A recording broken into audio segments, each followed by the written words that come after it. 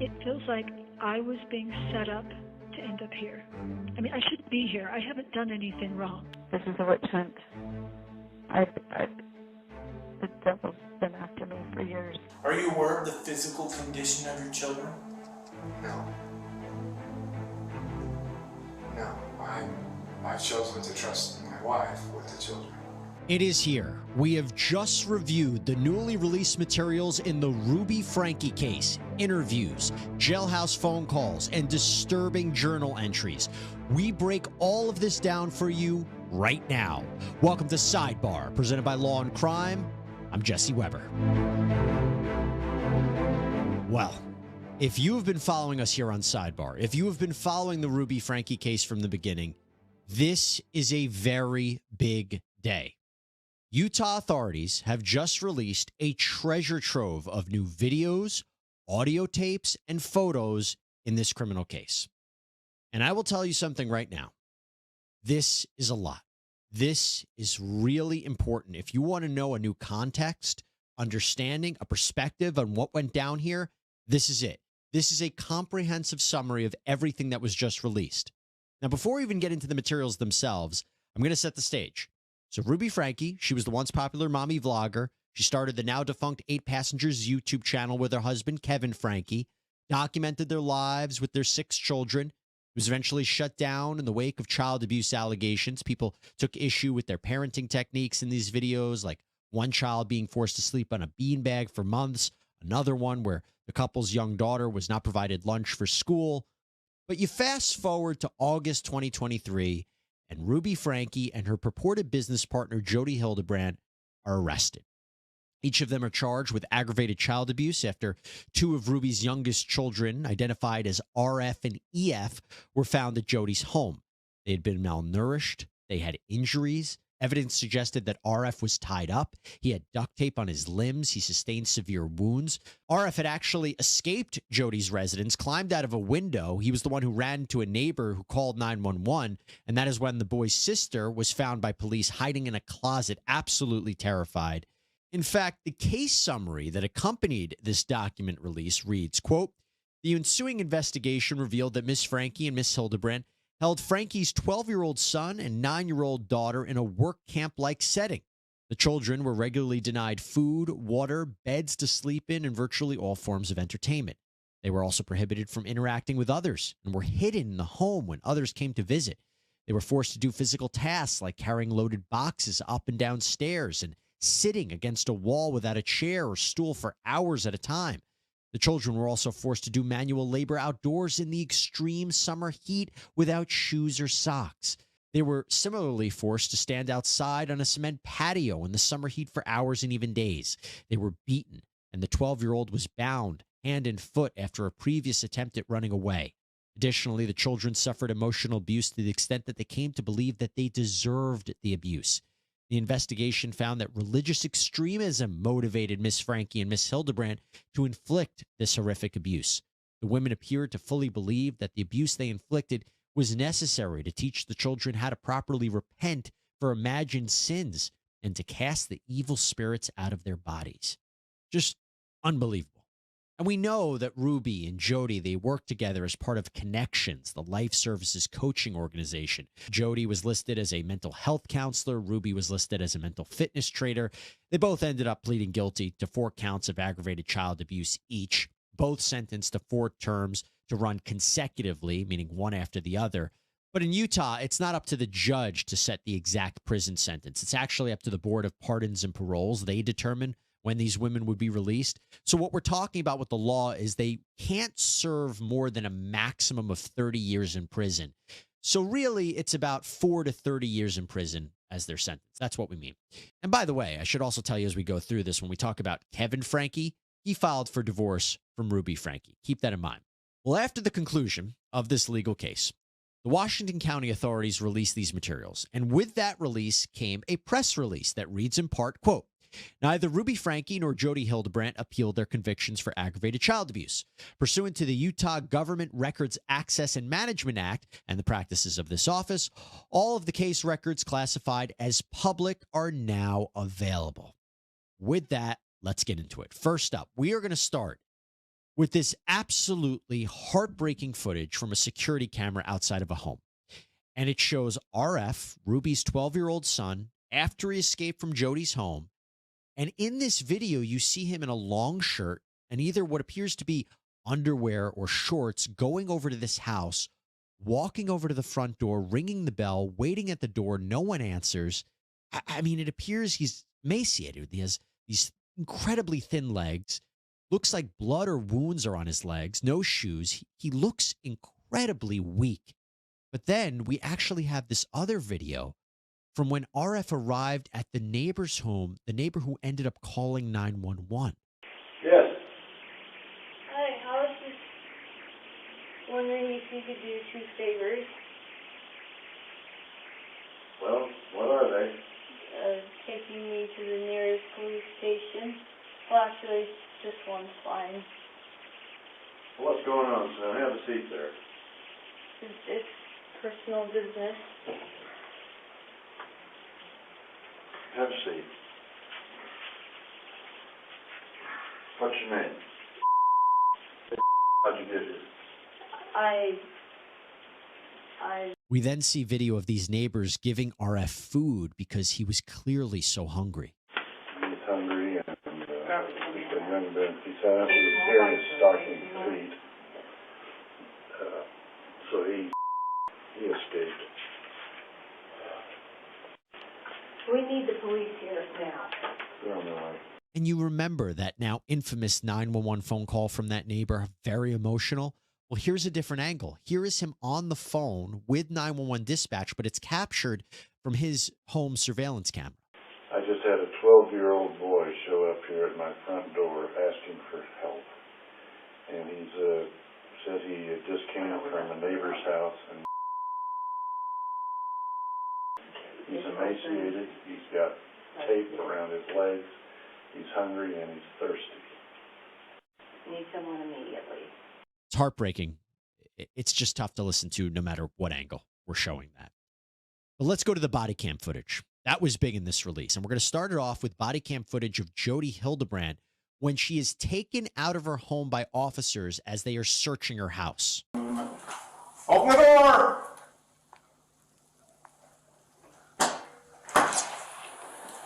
Jody, I need you to step out. I have my turn. That's great. Step out of the house. No, I'm not going to step out of the Step house. out of the house. Step out of the house. Whoa. We're just going to see if Whoa, anybody whoa. else. Is there anybody else home? Wait a minute, how do you come to my house? Right there. Look, they come on into my house. Just have a seat right there. Do you have a search warrant? Have a seat right there. Do you have a search warrant? Have a seat right there. I'll explain everything after. Have a seat right there. We're here on exigent circumstances. And I'll explain it after this, after my sergeant and the officer are done clearing the house.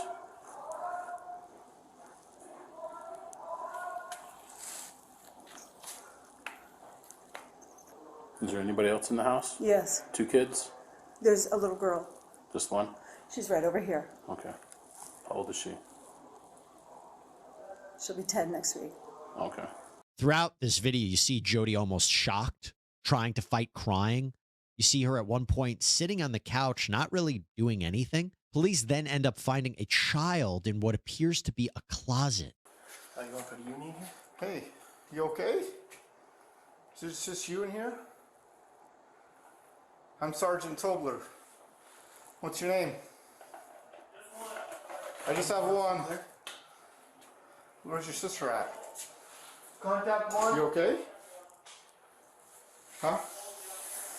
You doing okay? You don't want to talk to me?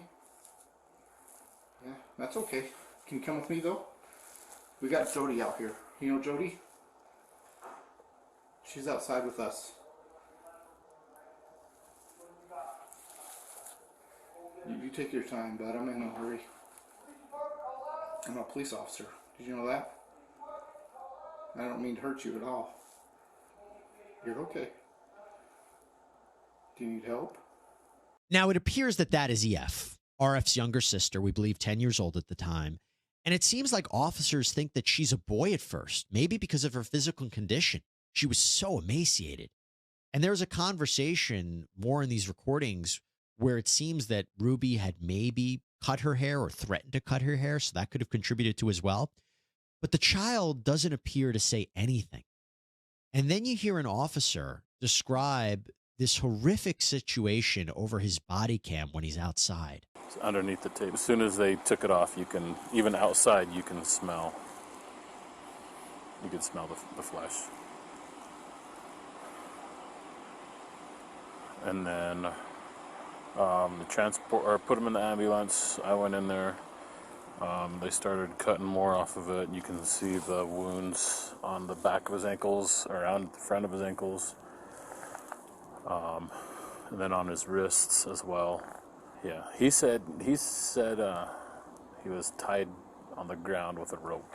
That's where the wounds came from. Yeah, with ropes on all 4 of his extremities. And that's where the wounds came from.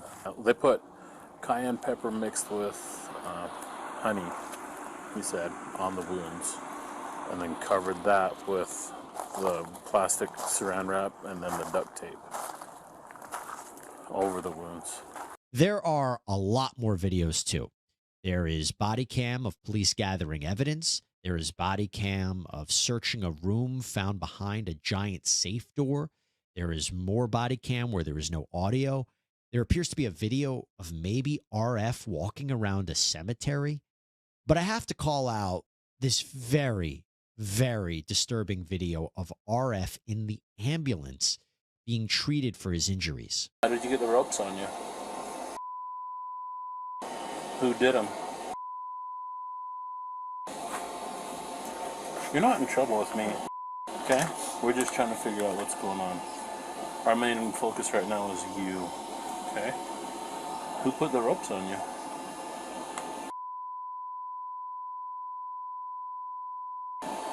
Supposed to help you what? And I will tell you, going through this today was not easy. It is incredibly difficult. But imagine being one of the first responders to this scene. Here's an EMT worker fighting back tears. I am. So I got the shades on.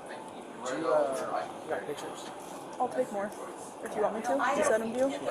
Now let's talk about Ruby Franke, because there is also this video of when Ruby arrives at the house. She was informed the police were there. She shows up, and you see her being patted down, and she just sits on the couch at one point. Doesn't say a word. In fact, she's not very responsive to officers in general. Place your hand on your back for me. Perfect. You don't have anything on you that I should know about, correct? Any weapons, anything that we're going to find. Before you put you in a police vehicle, we need to search your person to make sure you don't have anything on you. Is there anything you have on you? Okay, I'm going to search you before we put you in his car. That's just protocol, so I'm just going to have you step right over here. And then just widen your legs, widen your stance. Yep, perfect. Are you wearing a bra? Okay, I'm just going to go like this through and make sure you don't have anything. You said you're not wearing a bra? Okay. Now, she admits in one of her jailhouse recordings, oh, don't worry, we're going to get into those, where she said she purposely didn't say anything to law enforcement. It seemed like that was the advice that she got from her counsel, to not say anything. But even when she's brought to the station, she's not really cooperative. Do you live down here, or?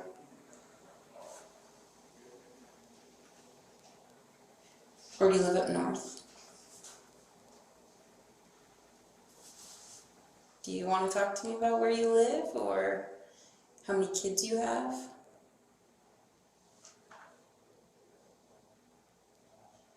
So we just spoke with your husband, and he said you guys have 6 kids. Are those all together? Are those all your kids? I can wait all day, so it's up to you if you want to talk to us about what's going on. I mean, I'm not asking any criminal questions. If you don't want to talk to us, just let us know and we'll be done.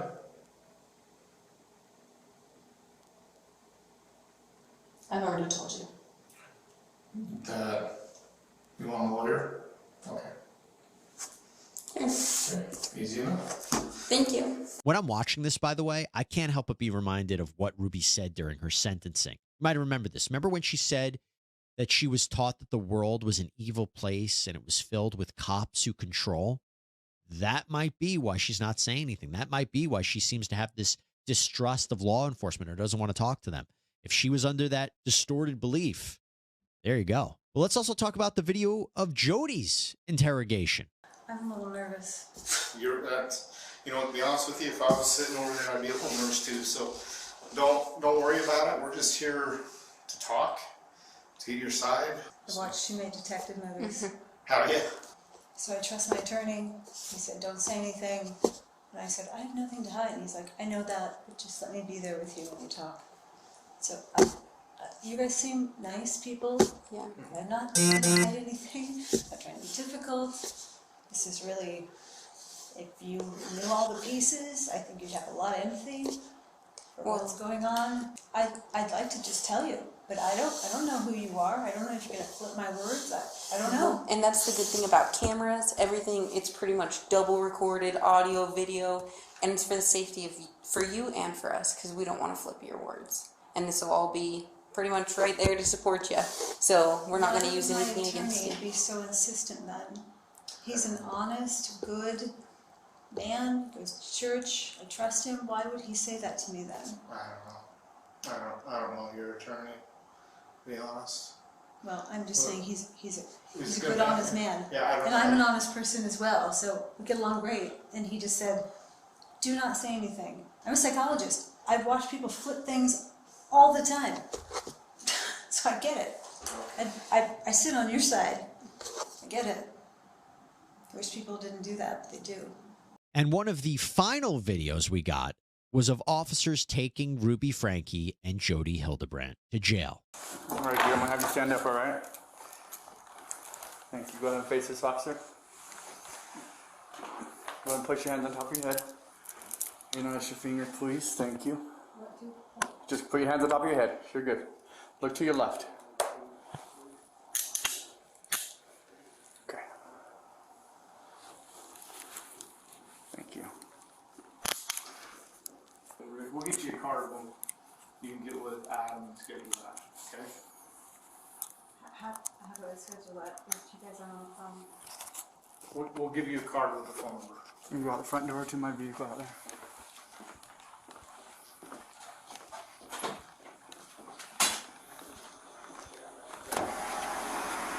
Hop on in. I'll help you if you need. I had a crash on the right side, my shoulder's screwed up. Okay. Alright. Step up, please. Thank you. Go and face that officer. Put your hands on top of your head, please. And unlace your fingers. Thank you. Put on top of your head. Look to your left. Thank you. I just don't want to hit you in the head on accident with the cup. Okay. Go down.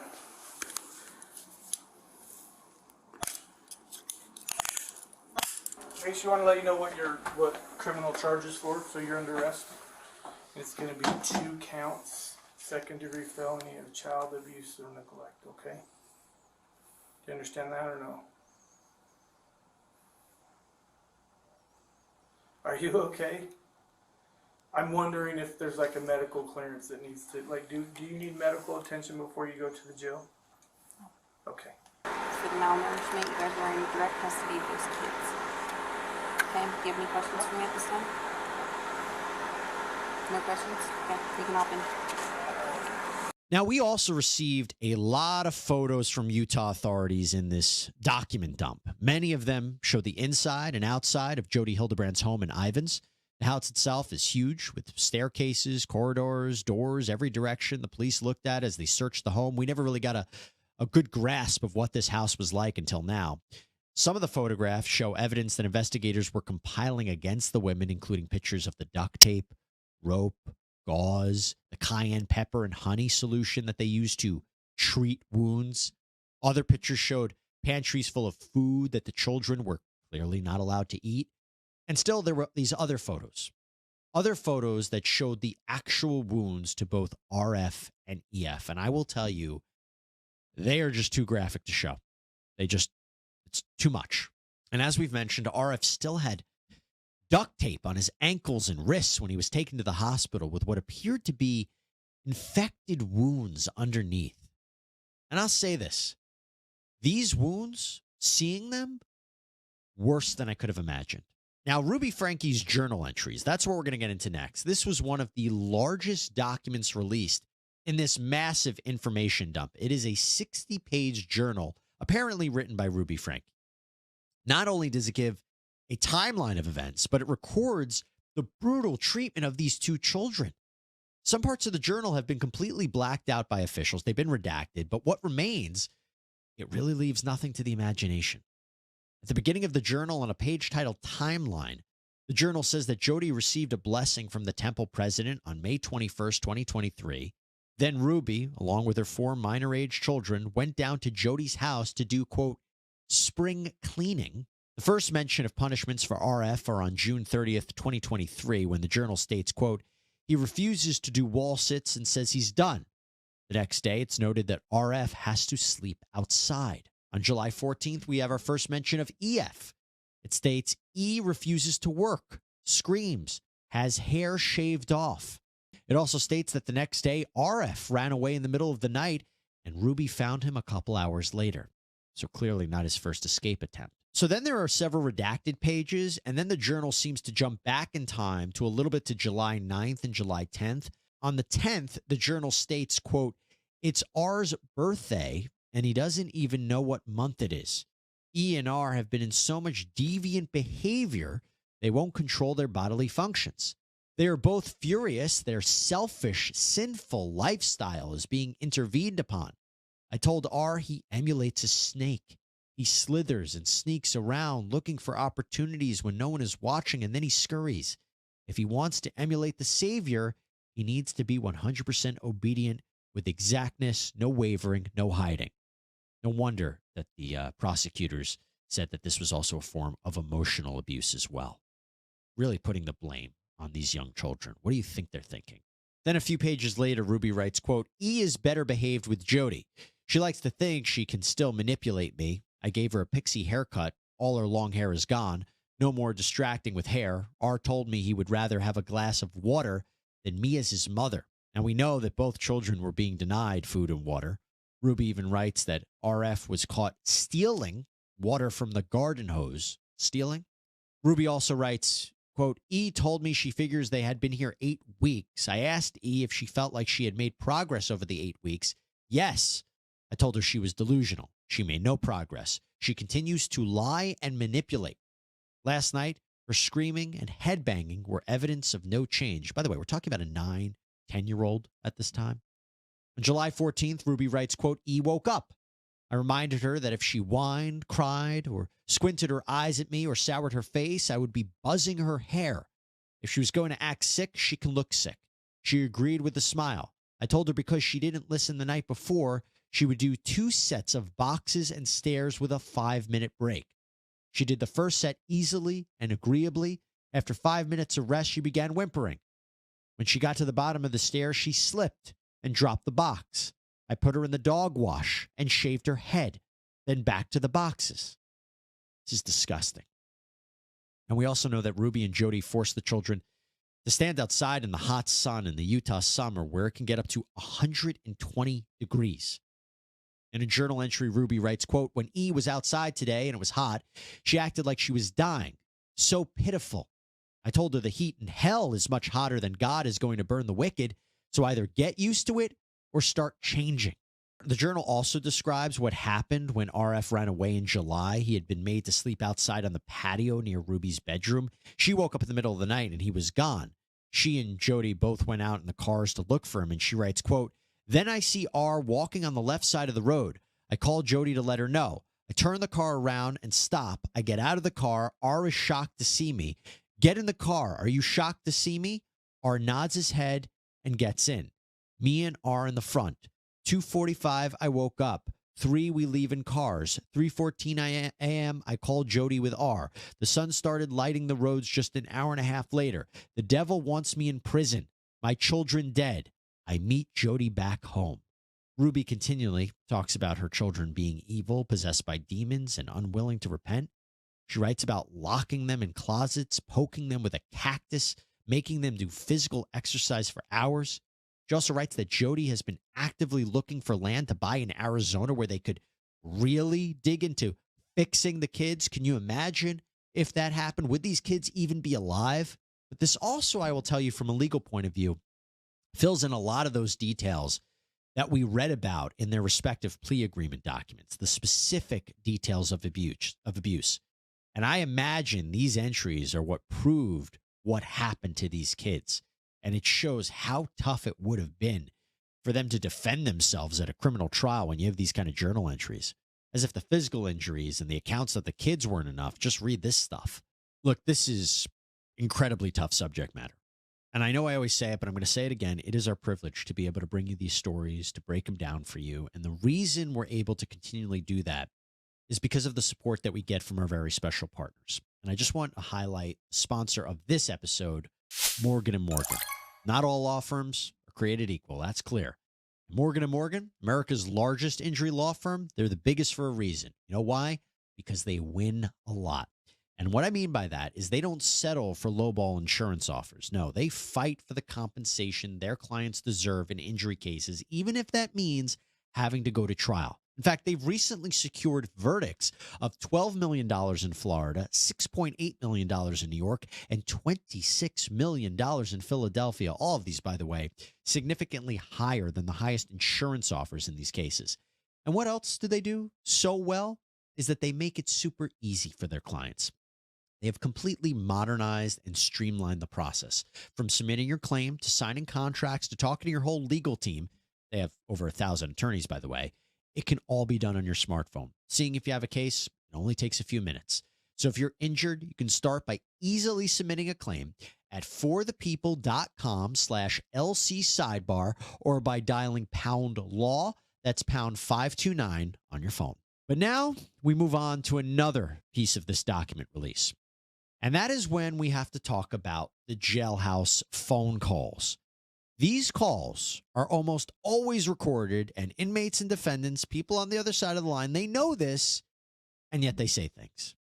But we knew about these calls. Remember when Eric Clark, the Washington County attorney during Jody's sentencing, alluded to these recorded calls as evidence that Hildebrand never has showed remorse for what she did? So in these calls, which are labeled October 17th and October 18th, 2023, you hear Jody seemingly defending her actions, and there seems to be a religious justification or rationale. It feels like I was being set up to end up here. I know that sounds bizarro. I mean, I should be here. I haven't done anything wrong. And I don't know if I'm going to be like some kind of example, but when I get out of here, I have a story to tell, and I'm going to try to do everything I can to protect the children, because that's what's happening, is that kids are being just horribly abused. Nightmare here, Dennis. Nobody wants the truth. Nobody wants the truth. Nobody wants the truth, because these kids, I told Doug, I woke up, the spirit told me, it's all the devil. I mean, you've seen him. I mean, I've known you, for 5 years? You've watched him come at me, come at me, come at me, come at me.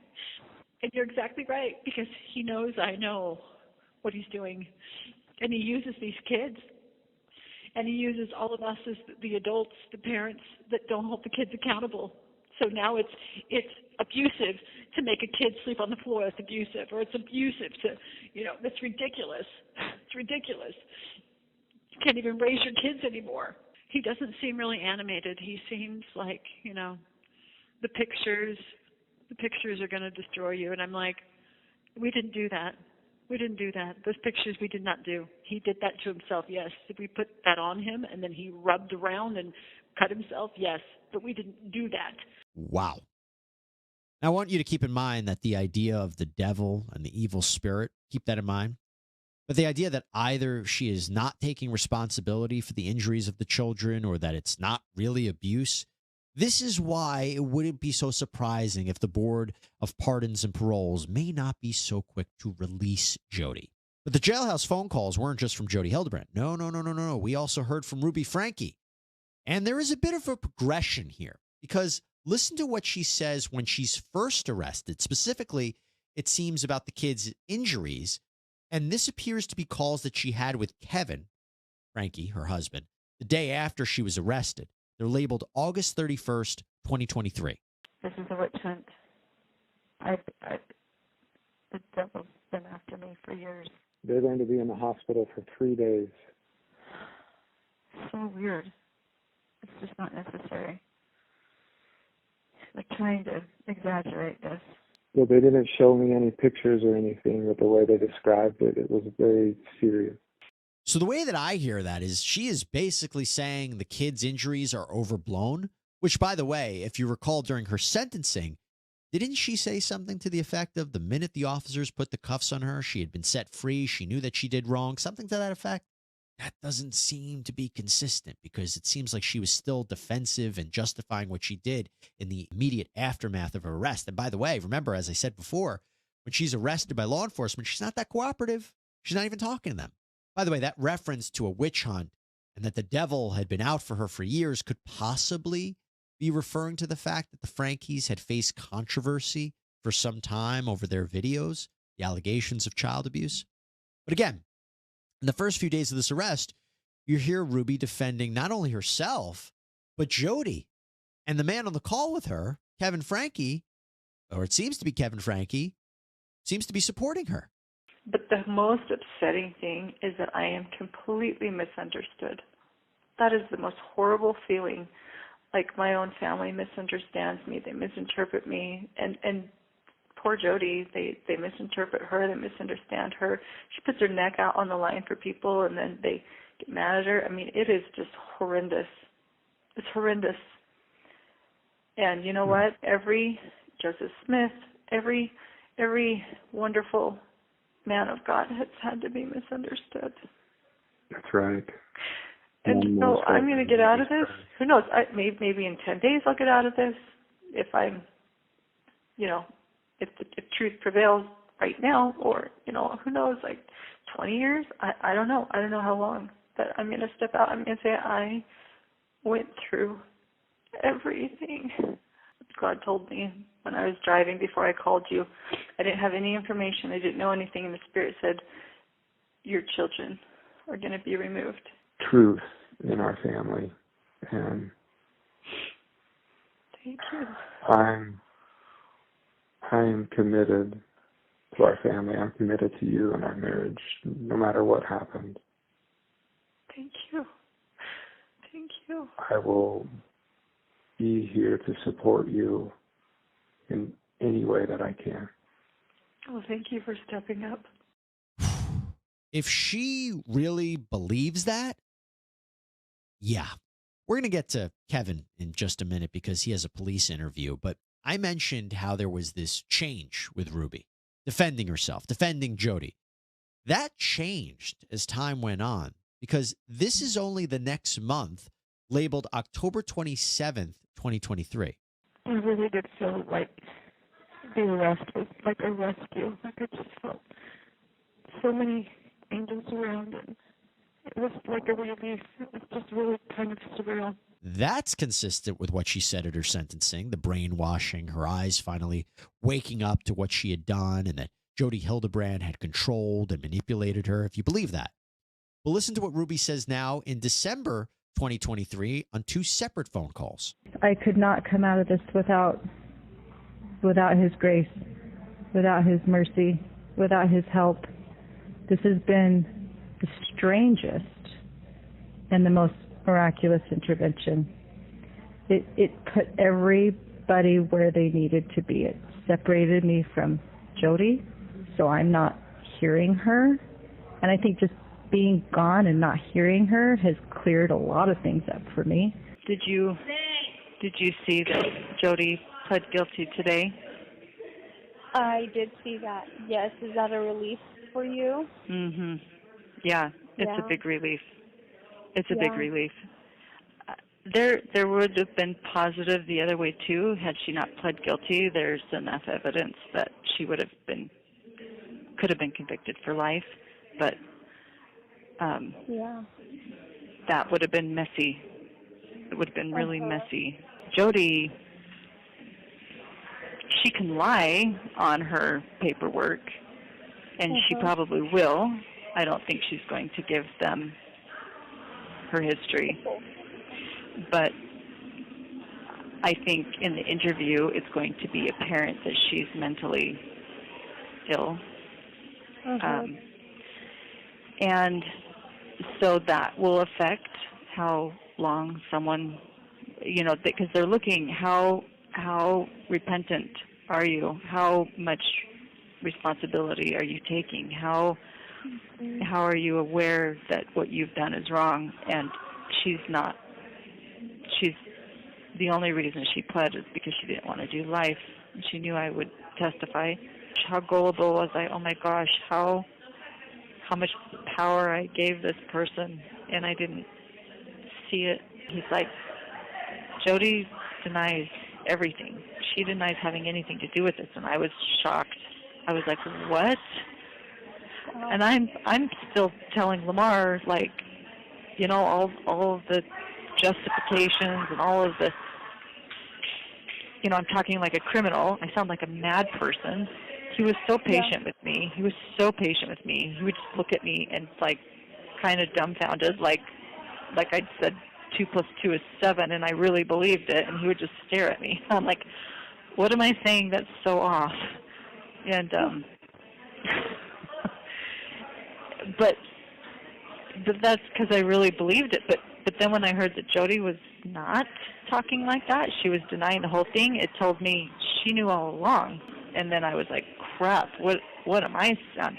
And that's when things kind of started turning. I was like, she's not been honest.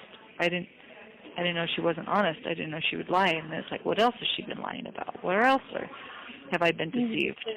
And by the way, Ruby Franke had already pled guilty by this time. So again, if you believe Ruby, if you take her at her word on this call and what she said during sentencing, then she was completely manipulated by Jody Hildebrandt, right?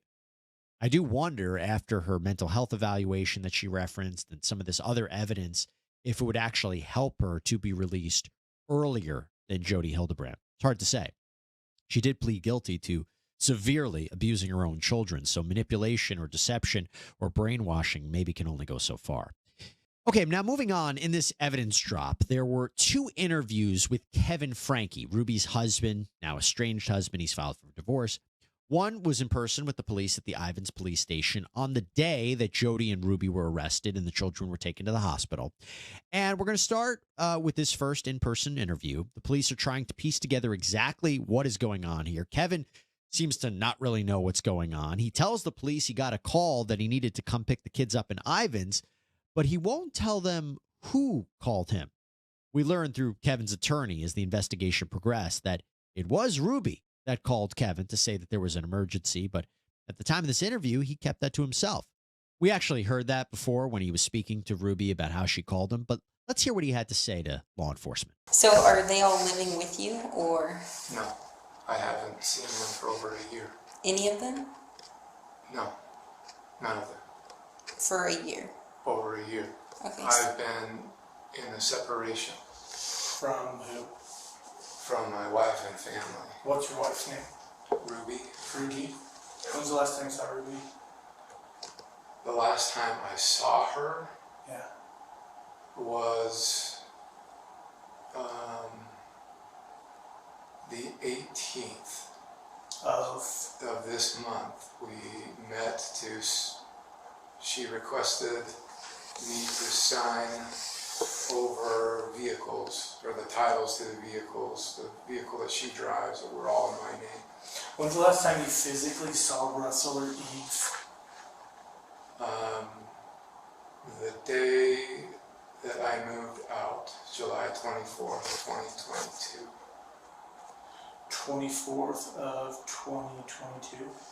Or July 25th, July 25th. So it's my understanding that at least home here in Kayenta and Ivins, have you been to that home? No. You've not been to that home? No, I don't know. I don't know what's anything that's been going on. Like, this is good, man. Like, I would love to be able to help you out with this, and like, I'm seeing the light of being in the home because I'm unaware of your involvement in what's really going on. So for you to say that you're unaware of the status of your kids kind of makes, I know that sounds kind of crummy to you, but it sounds kind of good to me. Like, who lives in that home with your, is it ex-wife? Is it currently a separated wife? Like, who lives in that home with your children? To be honest, I don't know. I know that she's there with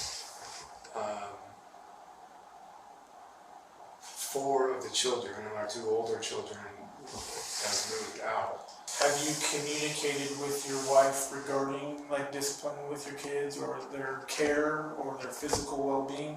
No. So is she doing this on her own and just telling you how your kids are? She's not telling me anything about the kids. The investigators ask about Jody Hildebrandt, the owner of the home where the children were found. Female Jody that your wife lives with. Do you know a female named Jody? She is a therapist and a life coach, I know. And she's... Do you respect her? Do I respect her? Yeah, I think she's a very honest, truthful person, yes. Okay. Very honest, beautiful person. I want you to marinate on that one for a second as we get to what he says in a future interview. Kevin explains a little bit more about connections and how his wife, Ruby, had got involved with the business. Are you involved with their business efforts, or? No. Okay. So just Ruby and Jody? No In Kevin? the business? Yeah. Yes. Okay. And were you involved in the 8 passengers account with your family? Yes. I was in the videos, if that's what you mean. I briefly learned about this 2 hours ago. So, did Ruby more so do the videos for the family? Mm-hmm. And how long did you guys do that for? She started the channel in 2015, and as far as I'm aware, from the time I left, the last video she uploaded was towards the end of 2021. Okay. And again, I'm not aware of anything she's done since our separation. Kevin continues to insist that he has no idea what could be going on with the kids and says he focuses on the financial side of things. Are you aware of the physical condition of your children? No. No. I've chosen to trust my wife with the children. That was part of the agreement of our separation. Is that you allow her to physically provide for the needs of the child? You're just removed from that? I mean, you pay support. I know this is personal questions, but... No, yes, my job is to financially provide for them. I'm just trying to figure out like how much of a role do you play in the caretaking of specifically of those 2 kids? I pay the bills. Okay. With my job, I provide the money, goes into a shared bank account. Now, this is interesting because Kevin tells police he was dealing with a pornography addiction and that he needed to focus on his problems before returning to be with his family. Jody and Ruby have a close relationship, and Jody saw the need for me to get help. And frankly, I agree. The space has been exactly what I need to face, my own addictions and receive the support and help that I've needed. And so the space has been very, very good for me. Mm-hmm. So when you stated that you and Ruby had this no contact that you guys just verbally agreed upon, was that an idea given by Jody that she recommended you guys have that space and not contact one another? I'm not aware of that. The invitation for me to leave and take space was from my wife. Again, take note of how he's blaming himself. Remember that comes up later on. Well, after more than 20 minutes in the interview room, police finally start to reveal a few details about what they discovered at this Ivan's home. Well, you're the custodial parent of these children. I don't see why we can't explain to you why we're involved. So I don't recall the exact time, but sometime before 11 o'clock today, we received a phone call from 911 on our dispatch that a 12 to 13-year-old boy was knocking on doors in a neighborhood asking for food and water, that he was severely emaciated, that he had... What does emaciated mean? Skinny, scrawny, malnutrition, not enough food, not enough water to sustain life. So he had. I'm sorry, what? He had duct tape on his extremities, on his hands, on his ankles, and those were covering rope burns that were used to tie him down. Take a second and think about what I just said. That's the condition of your son.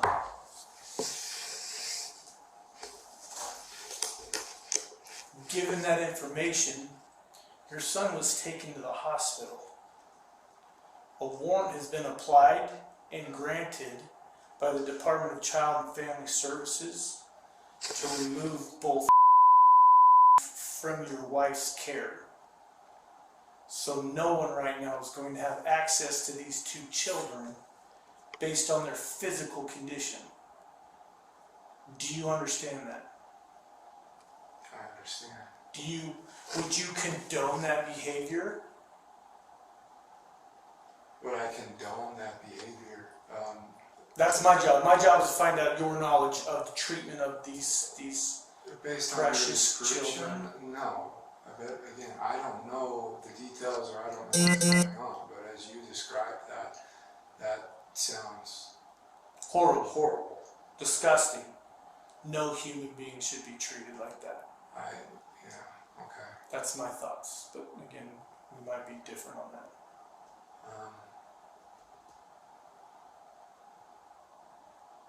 We're gonna sit here for a second, okay? We're gonna go out and talk. I'm not saying you're still not free to go. Are you under arrest? Absolutely not. We just have lots of questions that we need to figure out. Lots. Okay? Okay, because your children are under medical care right now. And what does that mean? And it means that you don't have access to them. My understanding is that they are, what is that? They're in the custody of DCFS. And they will be for the next 70. There's a medical hold on them right now. So for at least the next 72 hours, based on our understanding. At least the next 70. They're in observation. They're being watched. DCFS is going to provide you that information, and they can better answer your questions along those lines. That's handled through them. Okay? So we'll be back. So I want you to think about some things, though. I don't know. Listen to me. Listen to me. Look, a lot of questions have been raised about what Kevin did or did not know about his children. But the police leave Kevin alone in the interview room for a while, where he sits quietly, sometimes crying. When the officers return, Kevin has a question. What's going to happen with my wife? I love my wife. I don't know. I'm being honest with you. I don't know. Haven't had an interview with you. I don't press charges against my wife. Possibly.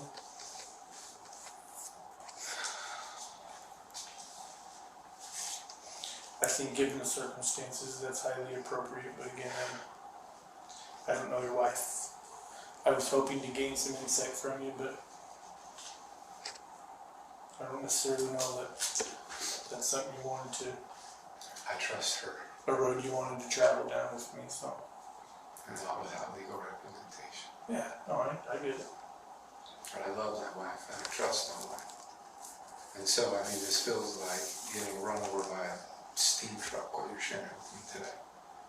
Yeah, I can tell you're caught off guard. I thought I was just coming here to pick up my kids, and for what, I don't know what or why. I just want my kids.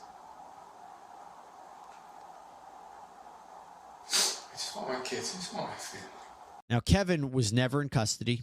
He left shortly after this. He's never been criminally charged. He's never been named as a suspect. But at a later date, Kevin had an interview with law enforcement again, and he told a very different story. Kevin seems to explain that Ruby started to speak to Jody at the end of 2018, early 2019, with the intention of her being a therapist for either one or more of the children. Some of the call is bleeped out, but that's probably why.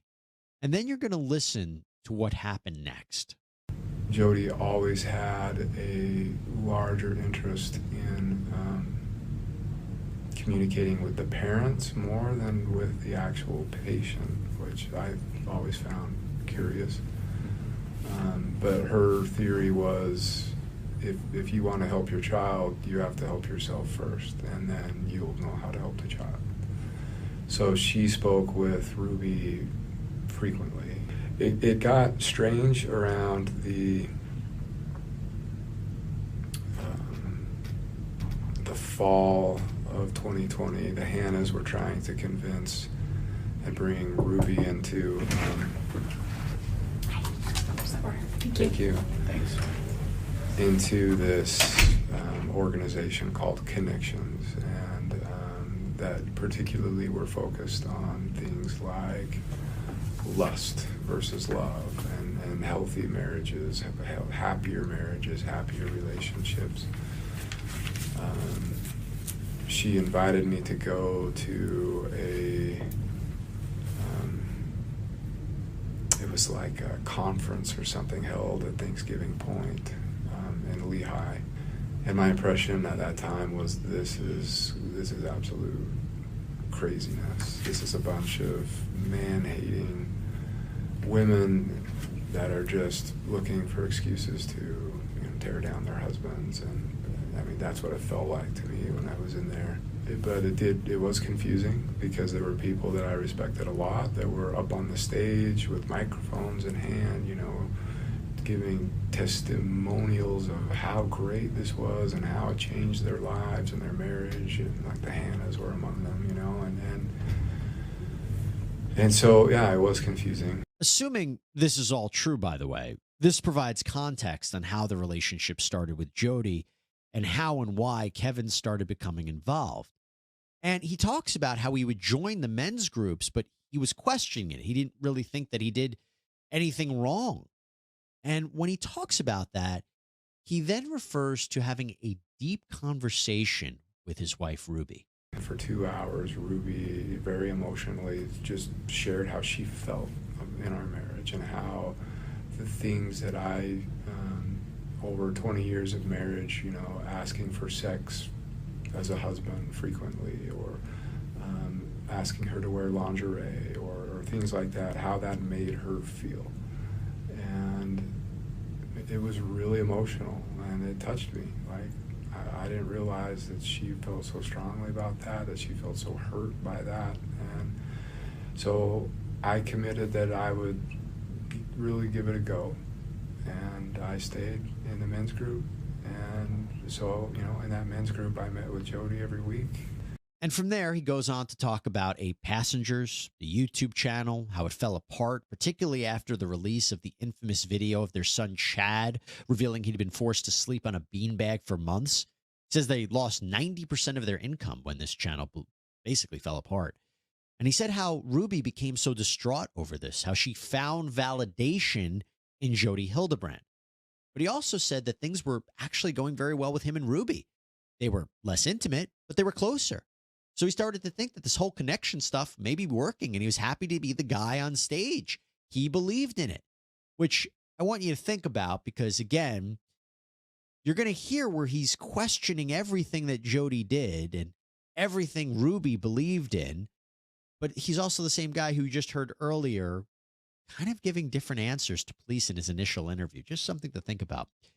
But he does say in this interview that things took a turn when Jody revealed something at a dinner after a Connections conference. We went out to like a dinner afterwards, and that's where Jody really opened up to the women in a private conversation that she believed she was being tormented and haunted by shadow figures every night, and that was spooky. Then he seems to suggest that these Connections members picked Jody up and had her live with them for 6 weeks. Doesn't know what happened, but says that there were two different sides of this event. You got to listen to this. According to Jody, she was held against her will for 6 weeks and was kidnapped, and she escaped and got out. According to the Hannahs, after 6 weeks of Jody stabbing herself with forks and knives, cutting herself, and wanting to commit suicide and trying to seduce the husband of the family, they kicked her out. I don't know what's the truth. Maybe a little bit of both, I don't know. But the point is, somewhere around mid-April, Jody was back in her home in Ivins, and she was a hot mess. Yeah, that's something. So he says after this, Jody was a wreck and asked Ruby for help. Listen to what happened when they went to Jody's house for the first time in 2021 and how bizarre this is. I gotta say, like, I'm a smart guy. I'm an engineer. I've designed and helped build some really big stuff. I've been a college professor. I can't explain some of the stuff that happened while we were there. Like crashes in the basement while we were talking upstairs, and plates like in the kitchen just flying off by themselves, like full speed, smashing on the wall and falling to the floor like by themselves. I can't explain it, but I saw it with my own eyes, and I don't have any way to explain it other than there's some crazy going on. Wow. A supernatural element to this was not something I was expecting. Aside from there, according to Kevin, by the way, this is bizarre stuff, Ruby was convinced that they could help Jody and intervene. And an idea came up about why doesn't Jody just live with them? Kevin says he was very resistant to that idea, but he was told he was being insensitive and selfish, so he ended up agreeing. But listen to what he says happened when she showed up at their home. The moment she showed up at my house, just the weirdest crap started happening. Lights turning on and off, sounds of people walking in walls, and like sounds like footprints going up walls and across the ceiling, and like stuff floating around, and it was weird, and I hated it. Look, I don't know what any of this means. It is just bizarre, and it is wild to hear. But what does Kevin say happened next? He said he became the resident exorcist in the house. Yeah, that Jody had trances, visions, that she went into possession, that Ruby would go in and check on her, and that progressed into Ruby even sleeping in the same bed with Jody.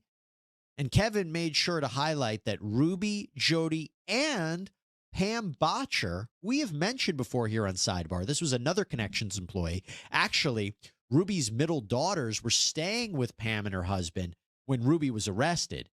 But Ruby, Jody, Pam, according to Kevin, they would do these interventions where they locked themselves in a room for 4 to 5 hours, and then they would be on cloud 9. And Ruby would say that, wow, they had this, or Jody had this amazing vision, and we have to do God's work.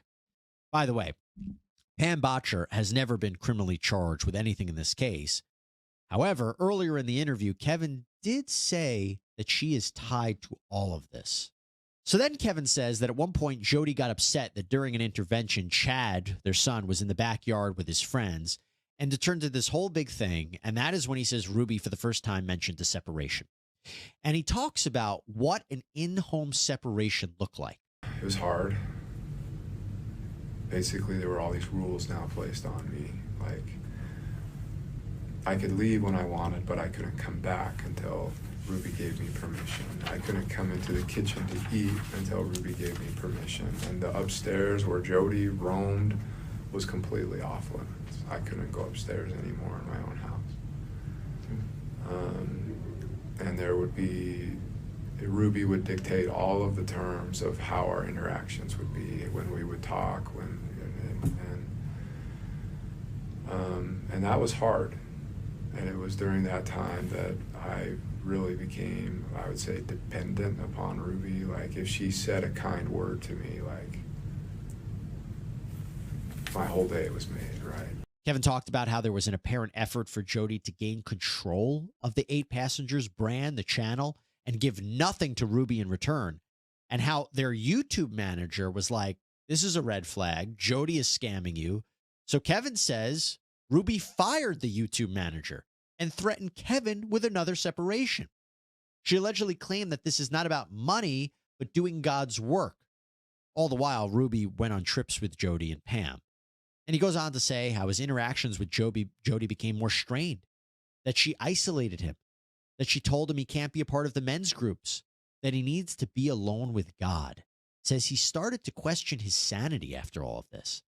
And then there was this very weird interaction with Ruby. Around that time, things with Ruby started like picking up, and I didn't understand why, but like Ruby wanted to meet in a parking lot and wanted me to sign over titles of documents. Like the two of our cars wanted me to sign them over to her name. And to Ruby. Mm-hmm. But I was like, okay, you know, I'm just not.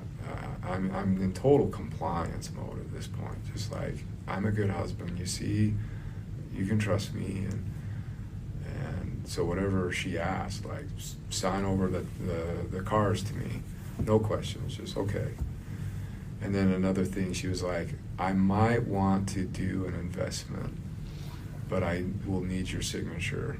Do you trust me enough that I could get your signature if I wanted to pursue my own investment? Yeah, sure. Whatever you say. How big of an investment was she talking about? What did she tell you? She never did, and I never signed anything. She never brought anything to me. But when I returned to the house, everything was packed up, and a neighbor came over and said she asked for the HOA rules and mentioned to him that she wanted to rent the house out, which I was like, are you kidding me? And apparently she wanted to sell the house, but couldn't because my name was on the mortgage. And I think that's what she was talking about, of, will you sign something if I just put it in front of you? And you know what? I probably would have. Like, that's how messed up I was. I'm glad you didn't. Me too. That would have been disastrous. Yeah. But I can't describe to you what torture and hell it was to live it was more than a month really, in complete isolation.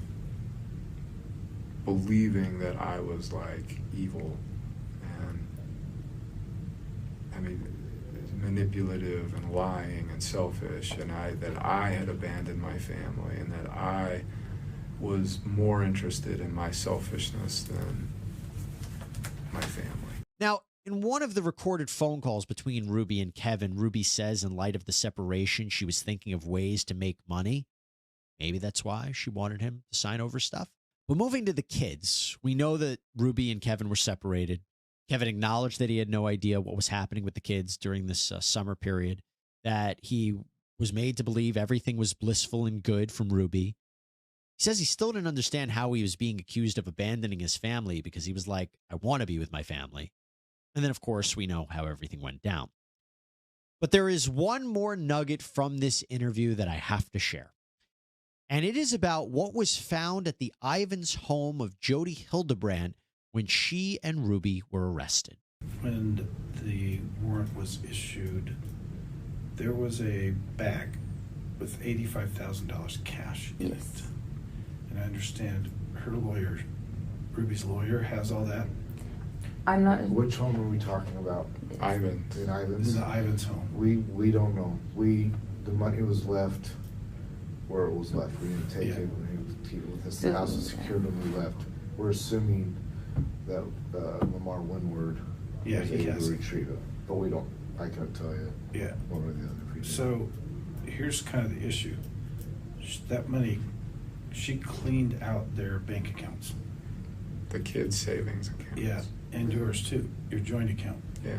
And that's where that money came from. Mm-hmm. So I don't know if you can have, or if I need to have a discussion with the county attorney. Kevin would kind of like his kids' money back. Yeah. So it would be civilly, so I would go address that. Oh, yes. That is something we didn't know before. Little discussion there about whether Ruby Franke would be criminally charged for allegedly taking money away from her family. There you have it. That is a summary of what has been released today. We are actually planning on doing more episodes that can dig deeper into each piece of evidence, so I want you to be on the lookout for that. We're going to get into that next week. In the meantime, I think the most appropriate place to end this whole conversation is with a statement from the Washington County Attorney's Office upon the release of these materials. It states, quote, the Washington County Attorney's Office is grateful for the law enforcement officers, medical personnel, caseworkers, Children's Justice Center staff, and others who were instrumental in ensuring the children's safety and administering justice to their abusers. That's all we have for you here on Sidebar, everybody. Thank you so much for joining us. As always, please subscribe on Apple Podcasts, Spotify, YouTube, wherever you get your podcasts. I'm Jesse Weber. I'll speak to you next time.